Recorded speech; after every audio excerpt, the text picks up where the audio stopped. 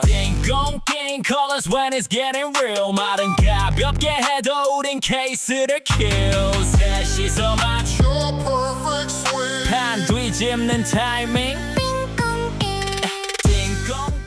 오늘 괄호에 대해서 그럼 얘기를 한번 해보면 좋을 것 같은데, 이걸 보시는 분들한테 저희가 괄호가 뭔지, 그리고 괄호의 뭐 기준이나 아니면 뭐 괄호가 어떤 상병을 유발하는지 노무사님께서 한번 설명을 해주시면 좋을 것 같거든요.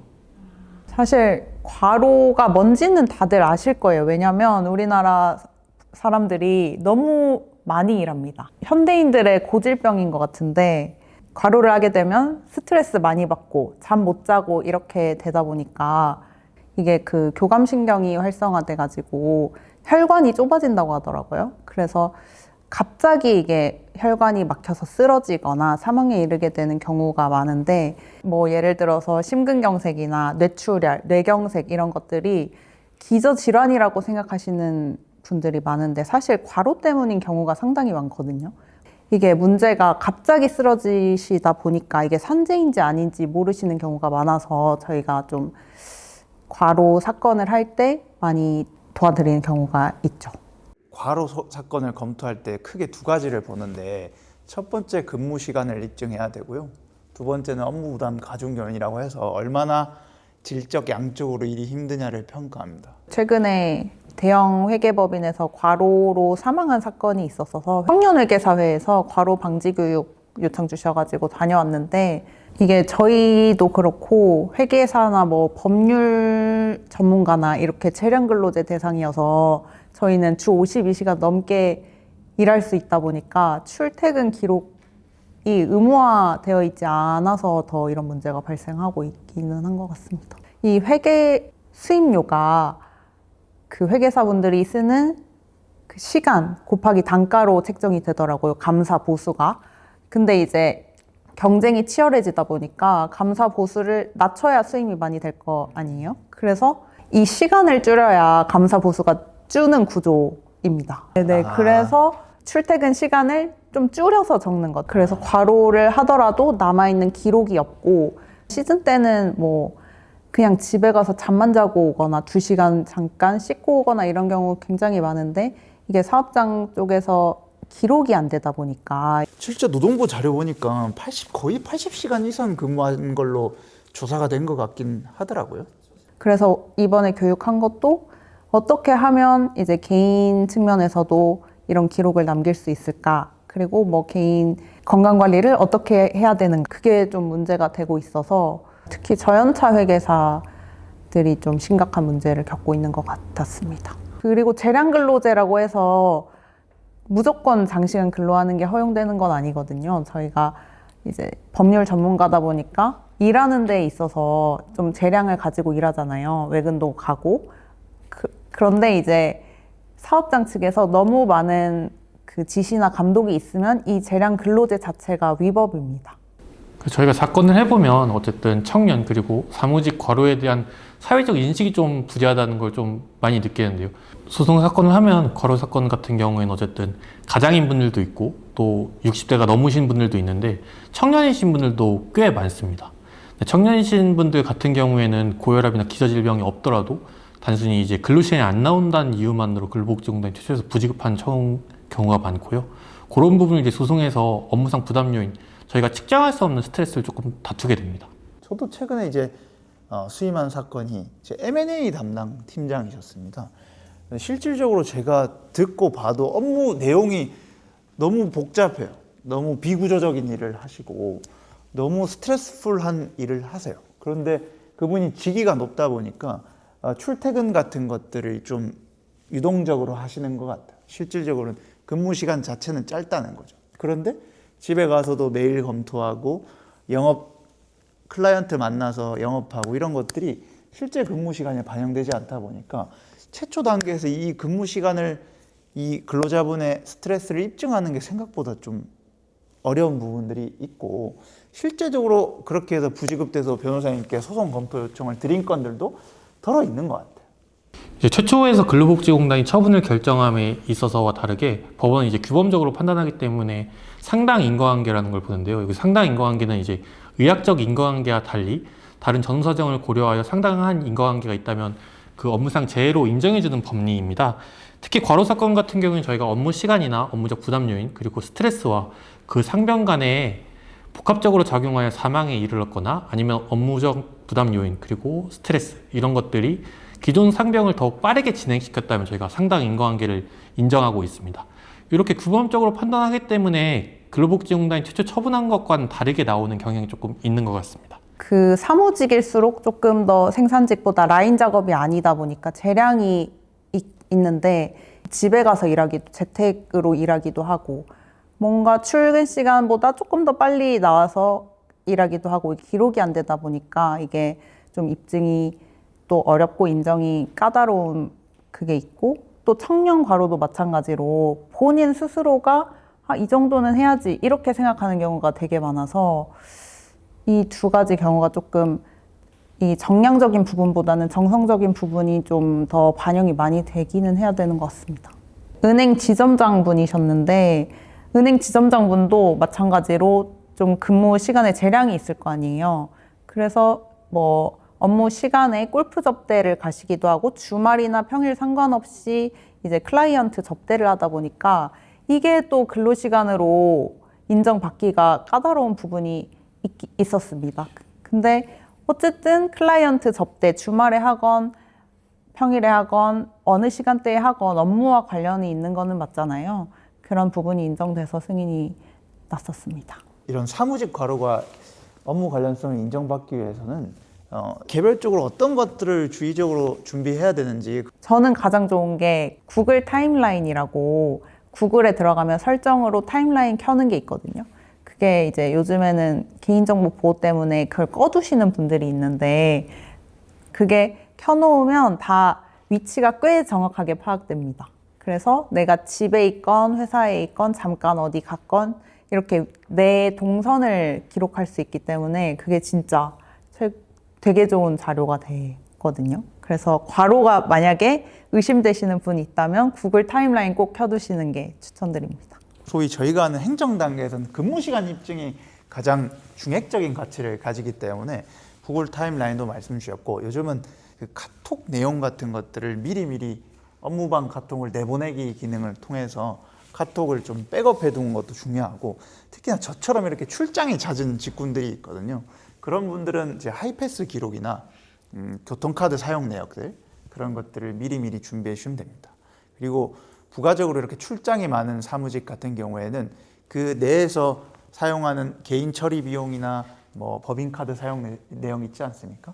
그런 것들을 꼭 미리 사전에 준비해 달라고 제가 요청드리고 있습니다. 저 같은 경우에는 소송 단계에서 스트레스를 입증하기 위해서 굉장히 신경을 많이 쓰고 있는데요. 제가 SBS 드라마의 신이랑 법률사무소라는 드라마를 자문으로 참여했었습니다. 그 드라마에서 이제 주인공인 유연석 씨가 귀신과 대화를 하면서 사건을 풀어가는 내용인데 두 분도 느끼시겠지만 저희가 과로 사건, 사망 사건을 하다 보면 그 망자와 대화를 하고 싶을 때가 진짜 많잖아요. 그래서 이제 스트레스라는 거는 업무상 스트레스라는 거는 기록으로 남지 않은 거기 때문에 그 단서를 찾아가는 작업, 예를 들어서 뭐 카카오톡을 다 뒤져본다던가 일기장을 뒤져본다던가 친구와 대화한 내용을 찾아본다던가 의무 기록을 뒤져보면서 정신과 상담 기록을 찾아본다던가 이런 거를 조금 신경을 많이 쓰고 있습니다. 절대적인 기준보다는 상대적인 기준으로 준비를 해 두시라고 말씀드리고 싶은 게 예를 들어 아까 M&A 팀장님을 말씀드리면 업무 시간이 끝난 뒤에 메일 검토한 기록들이 많았는데 메일이 예를 들어 하루에 뭐 10개 내지 20개 뭐 한 달에 1000개를 검토하는 게 제가 절대적으로 많은지를 알 수가 없어요. 제가 그 일을 직접적으로 수행하지 않으니까. 그래서 동일 직군, 동일 직급의 동료 근로자와 비교를 했을 때 이 메일 검토량이 객관적으로 많은지 적은지를 입증하는 도구로서 사용하긴 하거든요. 저희가.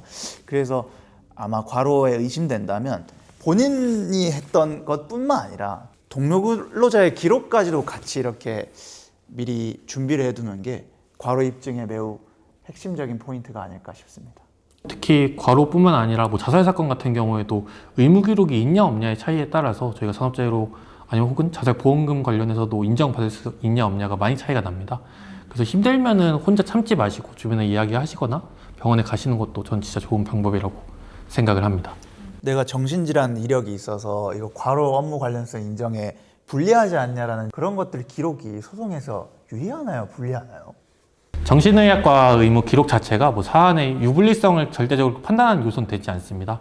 하지만 정신의학과 의무 기록상에 저희가 업무상 스트레스를 받았다는 기록 자체가 있다면 큰 유의미한 업무상 스트레스 요인으로 주장해 볼 수 있을 거라고 생각합니다. 갑자기 일어나는 일이다 보니까 미리미리 좀 대처를 하는 게 필요한 것 같습니다. 저희가 40대 넘는 남성의 경우에는 고혈압이나 고지혈증 이런 기저질환이 있는 경우가 많은데, 예를 들어서 고혈압이나 고지혈증 이런 심혈관계 유해 인자가 있는 경우에는 그럼에도 과로가 인정될 수 있는지 한번 설명해 주시면 좋을 것 같거든요. 정말 사실관계에서 따로 다르지만 유리한 경우가 더러 많습니다. 예컨대 우리나라 40, 50대 고지혈증, 뭐 고혈압, 당뇨 그 질병이 있는 게 중요한 것이 아니라 그 질병이 얼마만큼 잘 관리되었는지가 참 중요한 것 같아요. 예를 들어 본인의 요양급여 내역, 과거의 수진 이력들에 그런 당뇨나 고혈압을 잘 관리해왔다는 처방 내역들이 잘 남아있다면 오히려 그런 것들이 훨씬 더 유리하게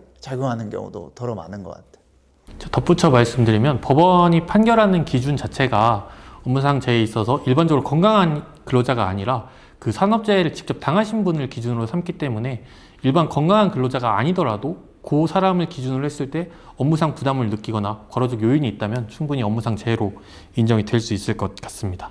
그럼 이제 근로시간 관련해서 또 나오는 항상 이슈가, 저희가 산업재해보상법이 개정이 되면서 출퇴근 재해도 이제 업무상 재해로 인정이 됐지 않습니까? 근데 이제 아직 명시되진 않았지만 저희가 회식 또는 협력업체 접대 이런 것도 과로에서 주장해 볼 수가 있는지 궁금해 하실 것 같거든요. 실은 당연히 근무 시간으로서 업무 시간으로서 인정이 됩니다. 물론 사실관계에 따라서 사실관계를 어떻게 포섭하느냐에 따라 다르겠지만 그것이 사용자의 지배관리 하에 있다고 판단되어지면 충분히 업무 시간으로 주장할 수 있다고 생각합니다. 이제 제가 한 사건 중에 홍보팀 직원분도 계셨는데 기자분들이랑 밤에 그런 회식 자리가 되게 많거든요. 그런 경우에도 그 업무로 인정돼서 과로로 승인난 경우도 있었습니다. 그래서 카카오톡 내역이나 이런 것들, 상사한테 보고한 이력 같은 것들을 미리미리 준비하는 게 참 중요한 것 같아요. 그런 경우가 사실 조금 어려운 것 같은 경우가, 이제 근로시간을 짧고 저희가 업무상 스트레스 요인이 큰 경우가 있잖아요. 말씀 주신 것처럼 이제 특종을 잡기 위해서 그 압박을 많이 느끼는 경우, 이런 경우도 과로로 인정될 수 있는지 두 분이 좀 명쾌하게 말씀을 해주시면 좋을 것 같아서요. 실질적으로 제가 처리한 사건 중에 M&A 팀장님이 딱 그런 사례였어요. 이분이 근무 시간은 팀장급이다 보니까 짧았지만 그 질적 판단 같은 것들이 원체 많았어서 M&A 하면 이 딜링 과정에서 매각 과정만 해도 실사도 해야 되고 여러 보고서들을 검토해야 되고 매수할 업체들을 설득도 해야 되고 매수할 업체들이 또 기업 실사를 다시 해야 되고 합의를 또 조율해야 되고 이런 그 근무 시간에 담기지 않는 여러 정신적 스트레스가 많거든요. 그래서 그 사실관계를 얼마나 빡빡하게 포섭하느냐에 따라서 업무 관련성 판단이 좀 달라지는 것 같아요. 사업장 측에서도 이런 인식이 없다 보니까 이거 나이 들면 다 걸리는 병인데 뭐가 과로냐 이렇게 말씀 주시는 경우 되게 많거든요. 그러니까 모든 뇌심혈관계 질환이 과로로 인한 건 아니겠지만 뇌심혈관계 질환이 과로와 연관이 없다고 생각하시는 분들이 너무 많아서 이 부분에 대해서 사회적 인식이 조금 필요하다고 생각을 합니다, 저는. 과로 사건 하다 보면은 분명히 한 몇 주 전에 전조 증상들이 조금씩은 다 있으시거든요. 그래서 뭐 허리가 갑자기 아프다던가 두통이 생기다던가 뭔가 일을 너무 과하게 하면은 컨디션이 안 좋은데 그걸 좀 스스로 조절하는 게 필요한 것 같습니다. 그래서 과로 문화를 개선하기 위해서는 서로가 좀 눈치를 덜 주는 것도 조금 중요하지 않나. 이 한국 사회가 이제 과로 사회여가지고 좀 눈치 주기가 좀 너무 심합니다. 이게 내 몸이 힘들어도 해야지 이렇게 하다 보니까 과로로 인해서 병이 생길 때까지 일을 하게 되는 거거든요. 그러니까 진짜 쉴 때는 쉬어야 되는 것 같습니다. 그럼 과연 사무직 과로를 예방하기 위해서 조금 어떤 것들이 필요하다고 보시나요? 일단 정시 퇴근해야 되고요. 상사분들도 퇴근 후에 연락하는 거 금지할게요. 죄송합니다. 퇴근 후에 연락하는 거 하지 말아주세요. 금지하고, 그리고 생각보다 이거는 뇌심혈관계 질환이기 때문에 중간중간에 스트레칭 하는 것만으로도 혈액순환에 도움이 돼서 스트레칭 같은 것들을 업무 시간 중에 하는 것도 매우 중요합니다. 그리고 아까 말씀드렸지만 회식 이런 것들이 실은 신체적, 정신적으로 부담이 가는 경우가 많은데 저녁 회식보다는 점심 회식으로 대체하는 방법 같은 것도 추천드립니다. 띵공 게임 colors when it's getting real 말은 가볍게 해도 우린 케이스를 kill 셋이서 맞춰 perfect swing 판 뒤집는 타이밍